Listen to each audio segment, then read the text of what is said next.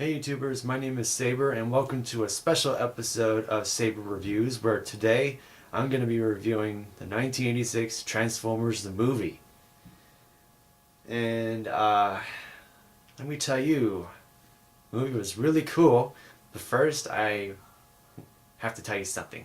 Um, Prior to the Michael Bay movies, the first one especially, in 2007, I didn't know that Peter Cullen was the original voice of Optimus Prime. And, he's been sort of off the grid from the voice acting scene since the original movie. And when I heard that he was going to be the voice of Optimus Prime in the first Michael Bay movie, I was kind of, whoa. There was another Optimus Prime voice actor other than Gary Chalk. I thought this was kind of interesting, so I was really raring to see it. Um, and when I got the DVD of that movie, I was pretty much blown away by how they used real cars, like real people, real live action stuff. I was really impressed, although I felt that, like I said in my other review videos, that the soundtrack could use some work, and maybe removing B's voice wasn't the right thing to do. Or I know they wanted the first movie to focus on Sam a little, but anyway, I was overall impressed. And hearing Peter Cullen's voice for the first time, I I was shocked, to be honest. I didn't expect such an epic voice. I mean, and from watching the '86 movie, I can now relate that this provides a good nostalgia attack for some of those people who viewed the '86 movie as kids. So, yeah, it was quite interesting to hear his voice. And I also um, got to know that Frank Welker was the original voice of Megatron too, in which he came back for the live action movie as well, and be, and he was better known as Scooby Doo and Fred Jones, but I was not expecting that kind of rasp to come out of Frank Welker's voice. Even in Prime, I was really impressed of how he projected his voice with this signature rasp, this evil rasp. It's so iconic that it sticks in your head. It's kind of funny. So when I saw the 1986 movie, I was like, whoa, I'm actually watching the original plot line here of how it all ended. So yeah, it was kind of cool, and I liked it. And I also found it was kind of funny that in the credits, Frank Welker is also credited to being the voice of Wheelie in that movie, and I was like, whoa, how did he sound like that? It doesn't sound like Tom Kenny's voice that he voiced the, the Michael Bay Wheelie and Skids and Mudflap. So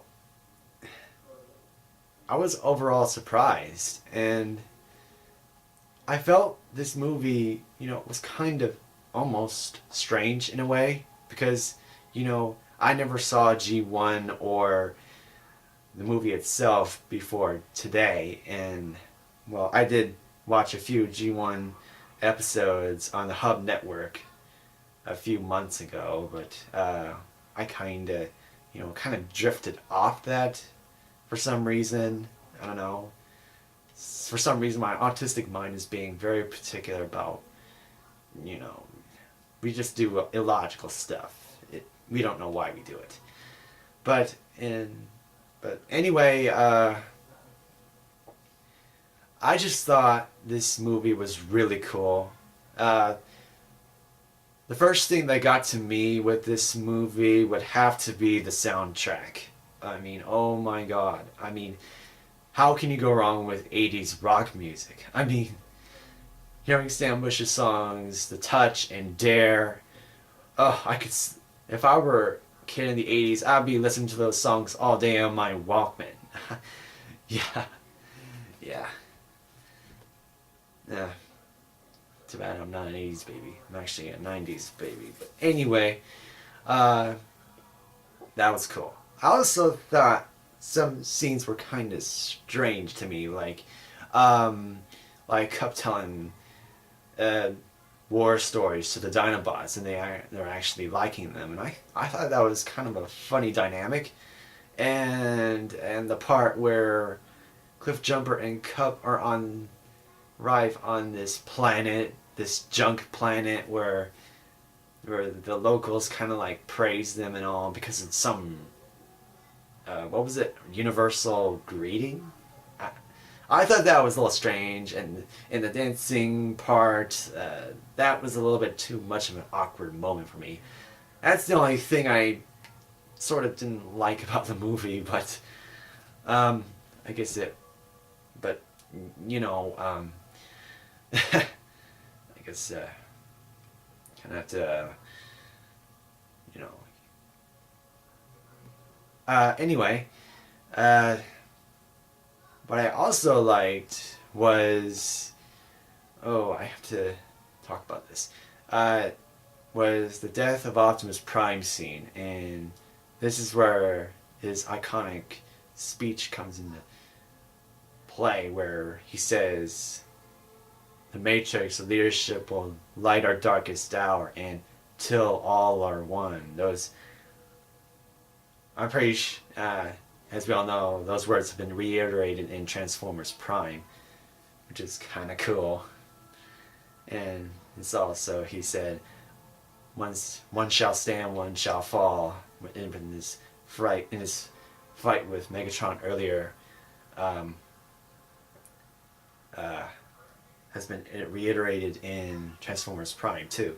So I thought that was kind of cool that they brought some of those elements back in Prime, and I have to say, it was kind of cool to see a movie, because because I might talk about being a Power Rangers fan, but I'm also a Transformers fan.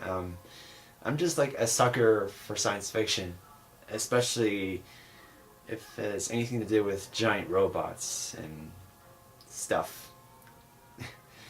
I don't know what it is about that but I like it. So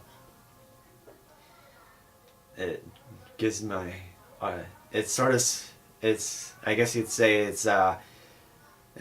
satisfies my autistic obsession. So yeah, Yachty's always obsessed about something, and all of us have different obsessions. So yeah, it's kind of a mental thing. So anyway, I really liked this movie. It was really cool.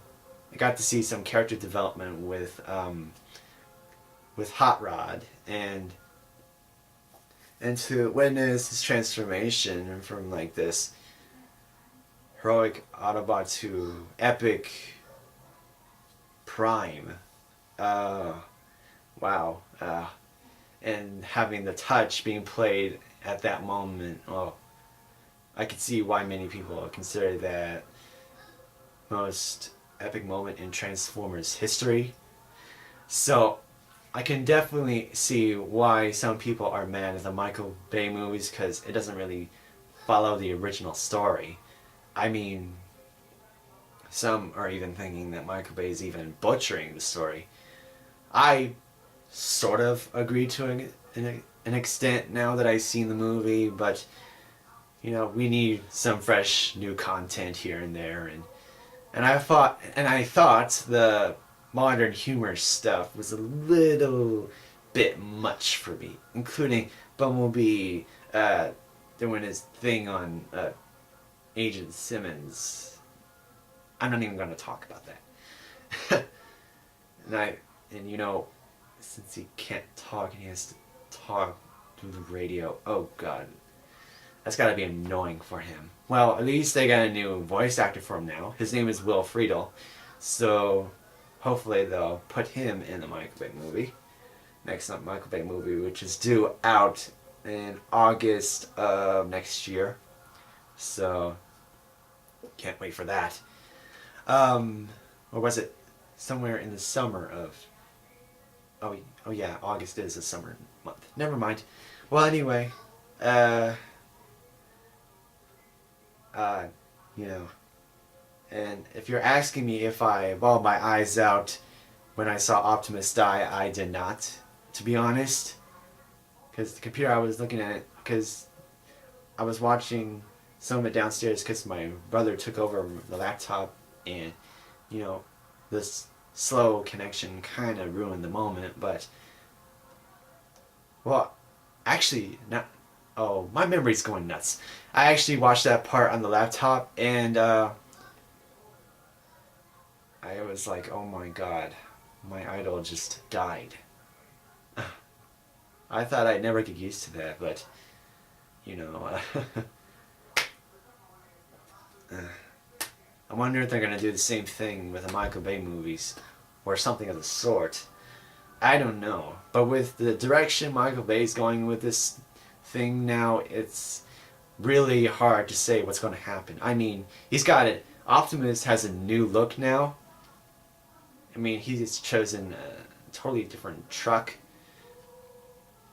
which I believe is a Freightliner. I don't think, instead of a Peterbilt. I'm not sure if that's right, but you know, I'm kind of used to the Peterbilt. I think that makes him look better or something. But who knows? There is some rumor that Sideswipe and Mirage are not going to be in this next movie, and I feel like, how does that make any sense? Are they gonna make a video game of how that's explained? Because if they do that, I would hate to see those guys go. I mean, they're pretty cool characters. I mean, you know, I'm not essentially crazy about the idea, but if I had any say in this, I would implore Michael Bay to include them in the movie anyway, because, well, they deserve some more screen time. I mean, we barely got to know them, and so I'm just a little bit concerned about this whole thing. But, you know, Peter and Frank are going to be in the movie, voice acting in the movie, so I guess that's a plus in a way. Though I'm not even sure. Well, the plot, as for the plot of the fourth movie, that is still yet to be seen. There are some rumors going about, and some of the Autobots are still not named yet. We know that there's a C-7 Corvette Stingray that's going to be named, what was it? Slingshot, and there's a Bugatti Veyron, a blue one, that's going to be named Drift. There's also like this huge truck thing that's going to be named Hound. He's green. And there's a Lamborghini Aventador, which is really cool. Though it hasn't been named and it hasn't been given a side yet. We don't know if it's Autobot or Decepticon yet. If I were to pick any Autobot that would make sense, that would fit the Aventador, it would probably be either uh, hmm, Smokescreen or Hot Rod. I know Hot Rod was red in the original movie, but hey, anything is possible. So, but I'm not sure they're gonna include him if that's gonna be possible. So, and my best friend Matt has been bummed since he found out that Megatron is not going to be in the fourth movie. I guess I can understand that since he's like my opposite. You know, if I had his thinking, I'd be kind of bummed too. So, um, and they're saying that Unicron is going to be the new leader of the Decepticons. I'm not sure how that makes sense, to be honest with you. I'm not even sure why they're going this direction. However, there are going to be some new some new human characters in the fourth movie. You know, like there's going to be a human named Tessa. It's going to be the Bumblebee's new human instead of, you know, I'm not sure why they would have a new human for Bumblebee. I'm just a little baffled about that, but I'm not even sure if I want to approve. Oh, I'm running out of time. Okay, so in conclusion, I really liked the original Transformers movie. It was really cool. It was a lot of fun to watch, and you know, even though there were some moments where, well, you know what? It was awesome in its own right, and I can't blame it for that. So, if you remember watching the movie as a kid when it first aired, what was your favorite part? I would like to hear about it. I mean, write it in the comments below or something. So, yeah, I just want your opinion on it. So, okay, without further ado, that's it for this episode.